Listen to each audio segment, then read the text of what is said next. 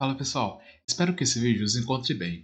Esse é o nosso segundo vídeo do curso de Lógica de Programação e Python com aplicações para ciências agrárias. Meu nome é Lineker Silva e eu serei o instrutor de vocês nesse curso. Bom, se você caiu já direto nessa aula, saiba que essa é uma das diversas aulas do nosso curso. Eu vou deixar o link com a playlist do nosso curso aqui no card. Tá? E dentro dessa playlist vocês encontrarão o vídeo de apresentação no qual nós explicaremos como vocês podem fazer o curso e obter o certificado de forma gratuita. E nesse vídeo, nós falaremos sobre o ambiente de trabalho que nós iremos utilizar para a realização, criação e edição dos nossos códigos. Primeiro, eu preciso explicar para vocês o que é uma IDE. IDE é uma ferramenta que é utilizada para a criação e edição de códigos para uma linguagem de programação qualquer. Para se programar em qualquer linguagem de programação é necessário que se faça o uso de uma IDE. A linguagem Python não é diferente. E existem diversas IDEs que podem ser utilizadas para programação na linguagem Python. Algumas delas, o PyCharm, o Spider. E no nosso caso, nós utilizaremos o Jupyter. O Jupyter ele é bem interessante no nosso caso, que está pensando em ciência de dados, porque ele trabalha com blocos de código. Né? A gente pode executar esses blocos de código individualmente com o objetivo de verificar os resultados do que estamos trabalhando. Para quem trabalha com ciência de dados, isso é fenomenal. Posteriormente, vocês vão entender em mais detalhes como é essa formatação do Jupyter. O Jupyter ele pode ser utilizado de duas formas distintas. A primeira delas é fazendo a instalação do pacote Anaconda, que é o que eu utilizarei e mostrarei para vocês nesse vídeo, uma das formas. E existe uma segunda forma, que é utilizando o Google Colab. O Anaconda, embora não seja um programa tão pesado assim, ele não é um programa também tão leve tão leve não, tá, gente? Então, se o computador de vocês estiverem com alguma dificuldade de processamento, mas por outro lado vocês estiverem com uma boa internet à disposição, eu sugiro que utilizem o Google Colab. Primeira coisa que a gente precisa fazer para poder instalar o Anaconda é verificar qual é a nossa versão do Windows que nós temos instalada em nossa máquina. No meu caso, eu tenho o Windows 64 bits. Como eu sei disso? Para fazer essa verificação, eu segui as seguintes etapas. Eu vim aqui no símbolo do Windows, procurei por painel de controle. Aqui já apareceu já para mim, painel de controle. Eu clico em painel de controle. Posteriormente, eu vou em sistemas de segurança. Clico aqui em sistemas de segurança. Posteriormente, eu clico em sistema. Aqui abre o sistema e aparece aqui para mim. Ó. Vou deixar até destacado. Sistema operacional de 64 bits, ou seja, o meu Windows é de 64 bits. Agora, para a gente baixar o Anaconda na internet e fazer a instalação. Primeiramente, a gente pode digitar no próprio Google mesmo, num buscador qualquer, né? Anaconda. Vai aparecer aqui para a gente, ó, é a primeira opção, www.anaconda.com. A gente clica nessa opção. Dentro do site do Anaconda, a gente procura a opção Products. E dentre as opções que aparece, Anaconda Distribution. Bom, aqui em Anaconda Distribution, aqui no canto, do lado da tela, a gente tem a Anaconda Distribution, tem aqui um link para download, né? E a opção default é Windows para 64 bits. Caso o Windows de vocês não seja o 64 bits, não baixem essa versão, tá, gente? Aqui abaixo, nós temos aqui, ó, Get Additional Installers. Aí acho que vocês podem escolher a opção de vocês, né? Se vocês têm o sistema operacional Windows, se tem o Mac, se tem o Linux. No nosso caso aqui, vamos clicar em Windows, no ícone do Windows. Então tem aqui as três opções, né? Windows, Mac e Linux. Vocês podem baixar a opção de vocês. No nosso caso, aqui a gente está utilizando o Windows 64 bits, então é só clicar para baixar fazer o download do Anaconda. Eu não vou fazer o download porque eu já fiz esse download anteriormente para a gente poder ganhar um pouco de tempo com o vídeo. Tá? Então, quando vocês tiverem terminado de baixar o Anaconda, vocês podem clicar para executar o Anaconda. Bom, dentro dessa aba, vocês podem clicar em Next. Aqui são os termos, né, da licença. É necessário concordar com os termos da licença. Nós temos aqui duas opções de instalação. Uma é somente para o usuário que está fazendo a instalação, né? E o outro para todos os usuários, inclusive administrador. Eu recomendo que vocês utilizem a opção Just Me. Tá? E caso, depois de instalado o Anaconda, vocês verifiquem que o Anaconda não está funcionando adequadamente, vocês podem desinstalar o programa e instalar utilizando a função All Users. Tá? Às vezes, algum problema com o nome do usuário, o Anaconda pode não funcionar perfeitamente. Então, no nosso caso aqui, Just Me, Next. Aqui é a pasta onde vai ser instalado o Anaconda. Next. Aqui algumas opções avançadas para instalação. Eu vou deixar a segunda opção habilitada. Então, podemos clicar em Install. Então, o Anaconda está sendo instalado em nossa máquina. Assim que a instalação estiver concluída, a gente volta para continuar com o nosso vídeo.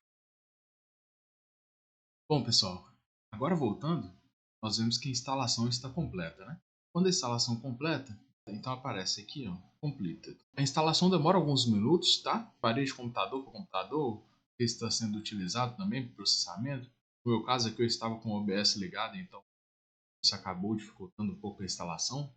Mas de qualquer forma, a instalação do Anaconda, quando ela chega mais ou menos nessa etapa aqui, ó, é que ela fica um pouco mais lenta, tá, gente? Então, se no caso vocês chegarem nesse ponto aqui e ficar um pouco mais lento também, saibam que isso é normal. Então aqui, a partir de agora, vocês podem vir em Next, Next novamente. E aqui eu vou desabilitar essas duas, o Anaconda Tutorial e Getting Started with Anaconda. Eu vou finalizar a instalação.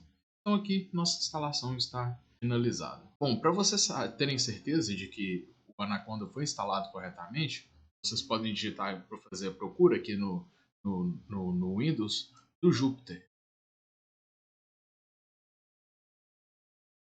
Pronto, né? Apareceu aqui para a gente, Jupyter Notebook. Por hora nós não vamos entrar por aqui não, tá? Por hora nós vamos entrar pelo Anaconda mesmo. Então vem aqui na pasta Anaconda, tem aqui Anaconda Navigator, para a gente poder abrir o Anaconda e aí, a partir daí sim utilizar o jogo. Uma vez aberto o Anaconda, vocês podem verificar aqui que existe uma série de aplicações no Anaconda, né?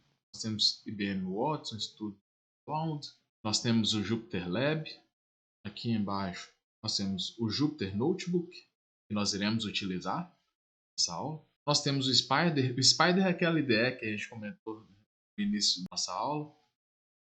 E nós temos até mesmo a opção de instalar o RStudio utilizando o Anaconda. No nosso caso, nós vamos então trabalhar com o Jupyter Notebook. Então nós vamos clicar em Launch aqui em Jupyter Notebook. Percebam bem, o Jupyter Notebook ele vai ser executado, ele será aberto no navegador padrão de vocês. Tá? No meu caso, eu uso o Google Chrome, então ele será aberto no Google Chrome. Caso vocês tenham um outro navegador padrão, Mozilla ou Opera, será aberto no navegador padrão de vocês. Então nós estamos aqui com o Jupyter aberto. Bom, cada item dessa lista aqui é uma pasta. Como se a gente estivesse navegando pelo Explorer do nosso computador, só que aqui pelo Jupyter Notebook. Nesse caso, o que eu vou fazer? Eu vou criar uma nova pasta para poder criar os arquivos com os quais nós iremos trabalhar. Tá? Então, vou aqui em New. A gente pode clicar aqui em Folder. Quando eu cliquei em New Folder, foi criada uma nova pasta. Ela está aqui, ó, no Title Folder. Nós vamos renomear essa pasta, tá, gente? Clica aqui em cima no ícone ao lado da pasta. Tem aqui a opção aqui acima, Rename. O novo nome que eu vou dar para essa pasta, curso Line Python. Clique aqui em Rename para renomear. Então eu vou entrar agora na pasta curso Python. E dentro dessa pasta curso Python, eu vou criar então o nosso primeiro arquivo para a gente do Jupyter Notebook para a gente poder fazer os nossos trabalhos, tá?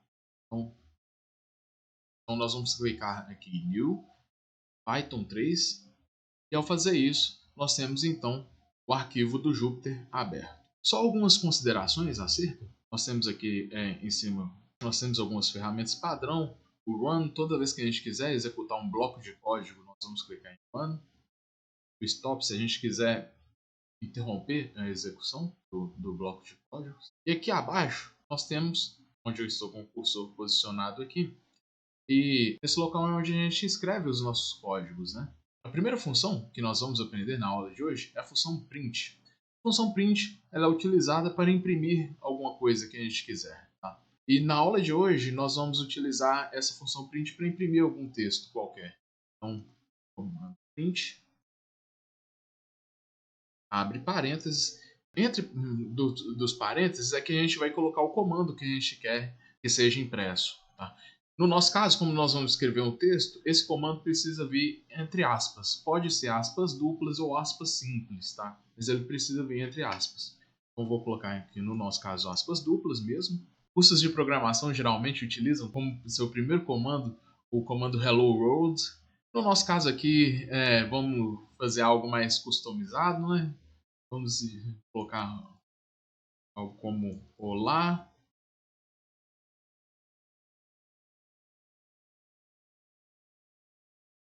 Pessoal do campo.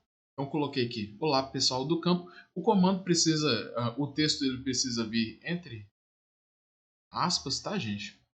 Eu posso executar tanto aqui em cima em run, ou então o atalho que a gente pode utilizar é Shift Enter. Então, Shift Enter, a gente executa. Então foi impresso aqui, ó, abaixo. Olá pessoal do campo. Esse era o formato de notebook da forma como eu tinha descrito anteriormente para vocês lá no início do vídeo, né?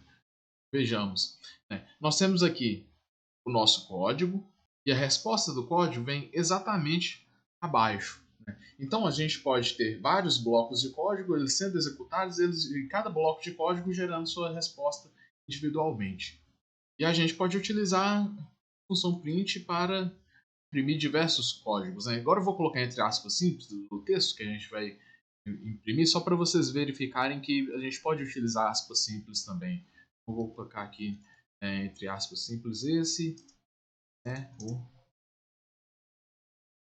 data áreas. Shift Enter. Esse é o data science agrárias.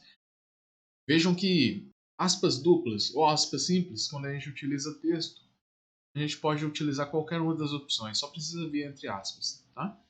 Para utilizar o comando print e os demais também. Na nossa próxima aula nós veremos mais detalhes a respeito. Além disso, nós podemos utilizar as linhas de código como markdowns, tá? Vamos supor que eu queira dar destaque a alguma informação e não exatamente colocar um código específico. Vamos supor que nossa informação seria algo como esse é nosso primeiro código. E aí a gente executaria isso como um markdown. Ctrl Shift Enter, executando. Vejam que a coloração ficou diferente, né, do que a gente tem quando a gente tem o código. Né? A gente pode pegar esse markdown, usando essas setinhas para cima e para baixo, a gente pode mudar o posicionamento do markdown. Né? Então, vou clicar aqui em cima do markdown para selecioná-lo. Vamos colocar aqui como sendo nossa primeira linha. Outra ferramenta que é muito importante nós aprendermos logo de início é a fazer comentários em nossas linhas de código. Vamos ver como isso funcionaria. Então aqui nós estamos com o nosso código. Vamos supor que nessa primeira linha eu quero fazer um comentário antes de executar o código. Né? Para fazer o comentário, eu coloco hashtag, que é o jogo da velha, e toda vez que a gente coloca hashtag no início de uma linha, tudo que é escrito depois vira comentário. Ou seja, quando a gente executa o código, essa linha do comentário ela não é executada. O uso dos comentários é importante porque vocês vão ver que os nossos algoritmos eles podem ficar extremamente complexos. O nosso nível de complexidade, inclusive, no uso dos algoritmos vai aumentar bastante nas nossas próximas aulas. Então, o uso dos comentários acaba sendo uma boa prática de programação para que nós mesmos nos lembremos do que estamos realizando em nossos códigos e para que outras pessoas, ao terem acesso ao nosso código, consigam compreendê-lo da melhor forma possível e trabalhar com esses códigos. Então, usar comentários sempre é interessante. Nesse caso, o comentário que eu vou utilizar é nosso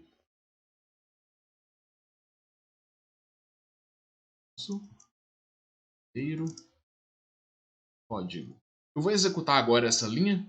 Bom, executei. Quando eu executei, vejam que ele imprimiu lá o pessoal do campo novamente, mas o comentário ele não foi executado de forma alguma. Ele simplesmente é utilizado como uma maneira de colocar comentários e explicações acerca do nosso código. Quando nós criamos o arquivo do Jupyter Notebook, nós criamos um arquivo em um diretório do nosso computador.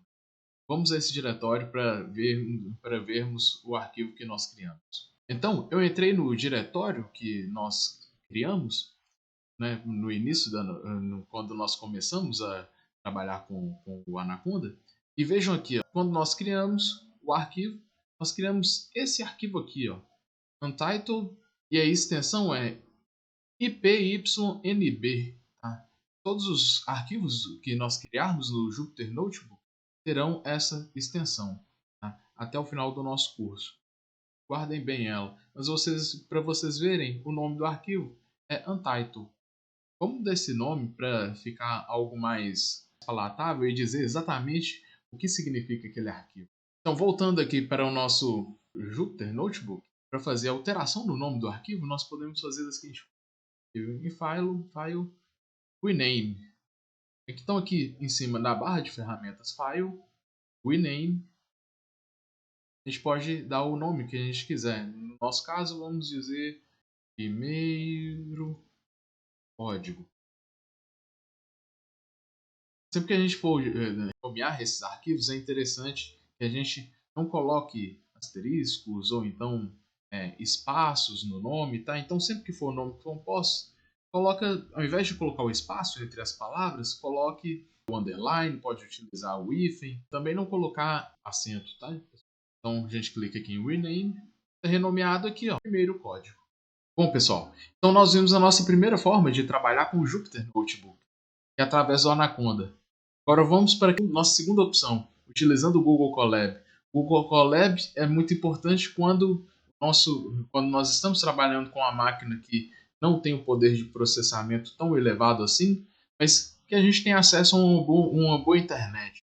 Então, pessoal, para utilizar o Google Colab, nós podemos fazer da seguinte forma. Nós abrimos uma aba qualquer do Google, então a gente pode fazer procura. Google Colab.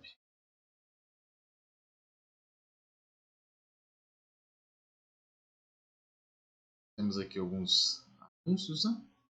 Nós entramos nesse link aqui, research.google.com. Welcome to Collaboratory. Collab é uma abreviação de Collaboratory. Bom, uma vez aberto o Google Colab, a gente pode clicar aqui, ó, em novo notebook. Então, aqui agora nós temos o Google Colab aberto. E a gente pode utilizar o mesmo comando para fazer o nosso código aqui. Vamos utilizar aqui o comando print para executar. Vocês vejam que aqui em cima não tem aqueles mesmos atalhos, né? Mas tem aqui ambiente de ambiente de execução. A gente pode clicar em executar, ou então a gente pode utilizar o atalho que a gente já viu anteriormente, né? Que é o Shift Enter.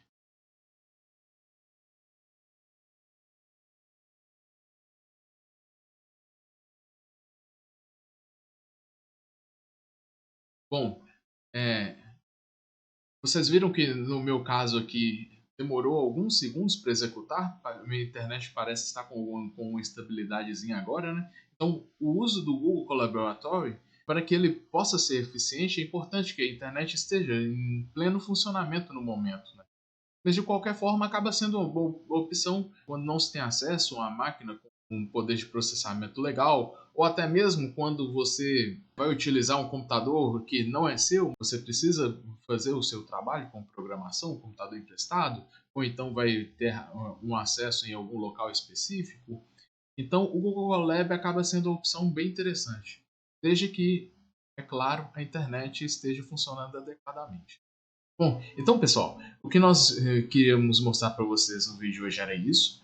Espero que tenha ficado tudo bem entendido, né? Coloca nos comentários se vocês tiveram alguma dificuldade, se vocês tiveram algum problema, que a gente vai acompanhando para ajudá-los da melhor forma possível. Se vocês gostaram então desse vídeo, entenderam o que foi passado, gostaria que deixasse então o like aí para feedback para o nosso trabalho.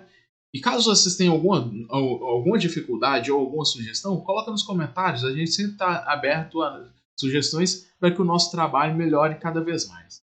Então, a gente fica por aqui hoje e a gente se encontra na nossa próxima aula. Até a próxima.